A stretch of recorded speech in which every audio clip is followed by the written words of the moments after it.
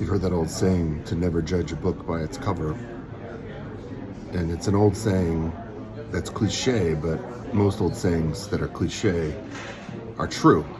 And that's why they're old, they last. And they're cliche, but they're true. So never judge a book by its cover. And I literally had that experience in the last 2 weeks with this. Playing to Win.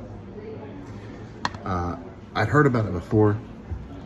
You know, I'm not a reader, but a potential client said their entire leadership team was reading that book to prepare for an offsite that we were hoping to get invited to. And so I ordered it, and I listen to books, but I also like to get them on Audible and Kindle so I can listen and read and pull tidbits and takeaways and that sort of thing, but I can also search. So when I originally bristled at the idea of playing to win, I was curious. What kind of winning? How do they address that? Do they talk about losers? Are we talking about perfect competition where there's a winner and a loser? Or are we talking about imperfect competition? Well, one of the first things I did when I got my Kindle edition was a word search. The authors used the word lose 0 times.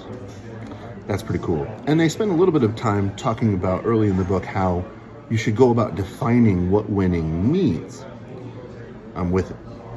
But if I had stuck with what my original thought was, that this was about how to beat others, how to not be a loser in whatever chosen field, I would have never gotten all the great information out of it. In fact, I feel like I'm able to connect with that leadership team in a much better way. Now, this book, like everything else, is incomplete, right? It's helpful, but it's incomplete. And there's no perfect models. There's no framework that is perfect outside of the divine one.